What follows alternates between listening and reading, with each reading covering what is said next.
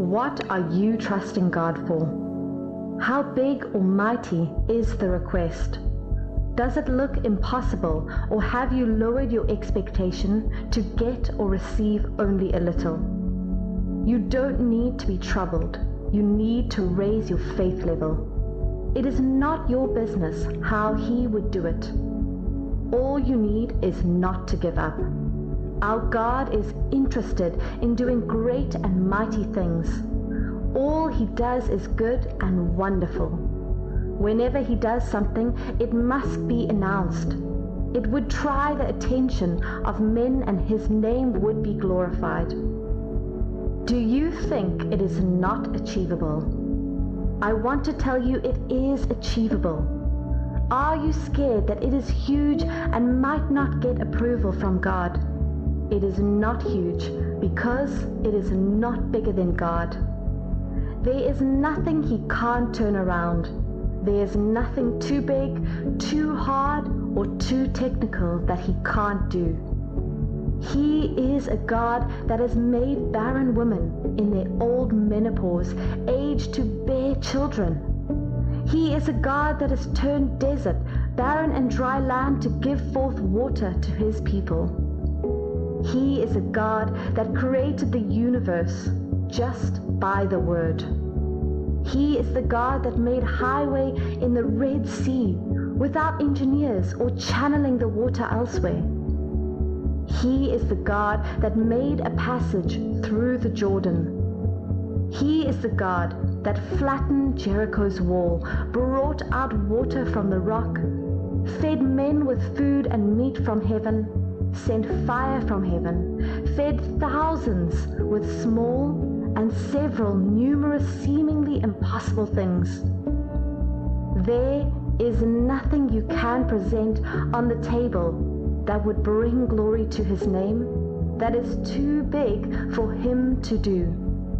He would do more than you can think, expect, or even imagine. Ephesians 3, verse 20.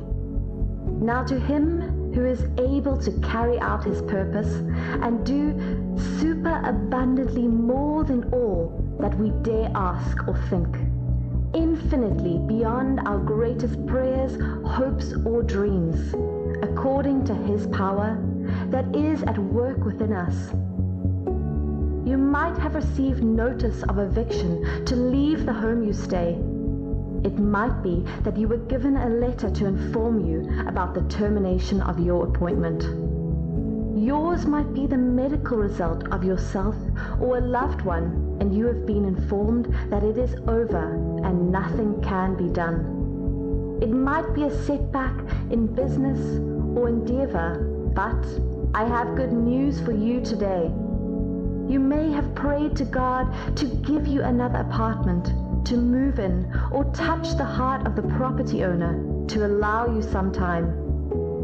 Probably trusting God is another employment to reduce the pain of the sickness and extend life. Help you pay back the debt for the failed business. God is ready and would do far more than these things. He would cause the blessings to flow more than you expect. He would not give you another apartment to rent. He would touch the hearts of people and move things for you to be given your own apartment as a gift. He would not only heal, but would take away the sickness and add life. He would not give you another employment, but would make you a business owner and an employer of labor. These are what God does. He turns things around and leaves men baffled and wondering. His acts are wonderful and mighty to comprehend. 1 Peter 5, verse 7. Casting all your cares, all your anxieties, all your worries, and all your concerns once and for all on Him.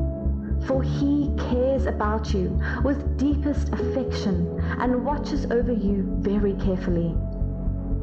Psalm 55, verse 22. Cast your burden on the Lord, release it, and He will sustain and uphold you. He will never allow the righteous to be shaken, slip, fall, or fail. He has said that you should meet him and present the challenges and let him handle. Isaiah 43, verse 26.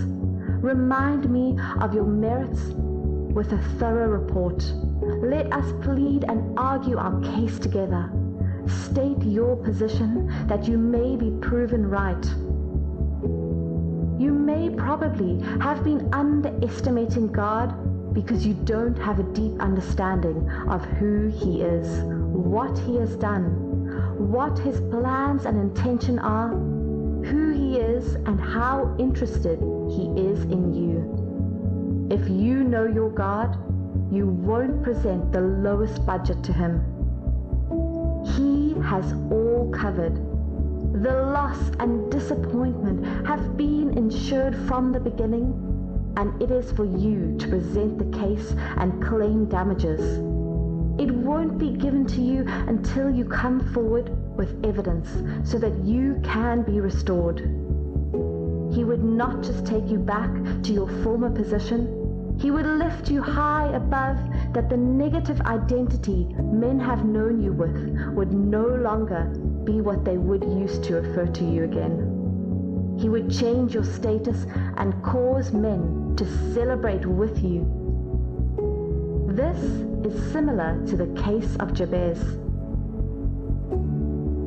You may have been passing through pain, shame, and reproach, and have approached God to just change your story a little. He won't do a little.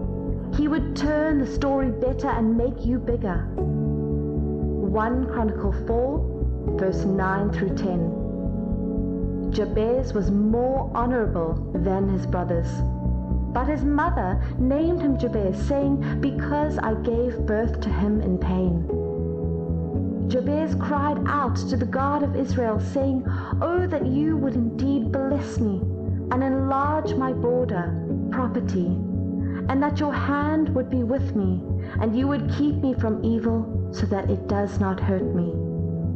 And God granted his request. Solomon was one of the richest men in ancient times. He carried out a sacrifice to the Lord, and the Lord was pleased and asked him to make a request of what he wanted. He didn't ask for wealth or fame or long life. He asked for wisdom, and God was moved and decided to bless him beyond measure and ceaselessly. 2 Chronicles 1, verse 7 through 15.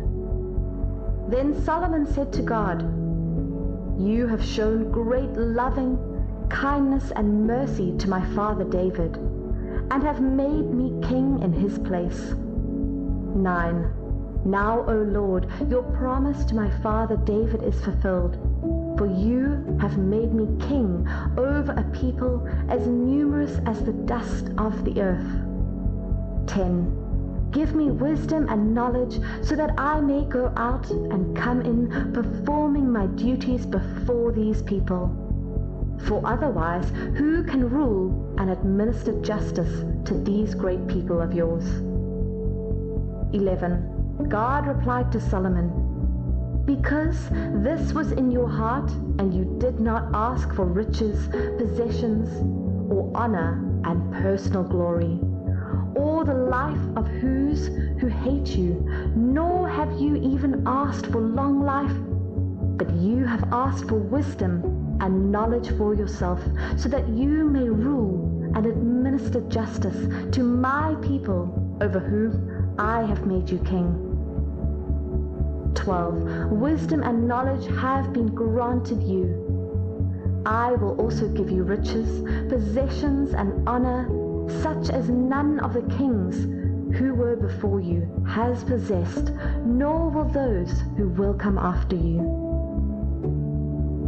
14. Solomon acquired chariots and horsemen. He had 1,400 chariots and 12,000 horsemen, and he stationed them in the cities suited for the use of chariots, and with the king of Jerusalem. 15. The king made silver and gold as plentiful and common in Jerusalem as stones, and he made cedar as plentiful as the sycamore fig tree in the lowland. He was limiting God and felt God is small and wanted just something small to rule. But God saw his heart and promised to bless him tremendously, and God did it. He was mightily blessed and also had the wisdom. God gave him more than he asked, thought, or imagined. Like Jacob, he would bless you greatly. Like Solomon, he would make you a generational model and sample. The blessing God would channel your way would make men know him. He would bless you to bring glory to his name. It is not by your power. It won't be by your effort.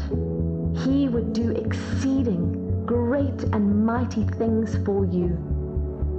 Your generation shall know about the blessing. Your children shall have an endless inheritance because of the blessing God showed your way. You would see it and know that he is God. Congratulations!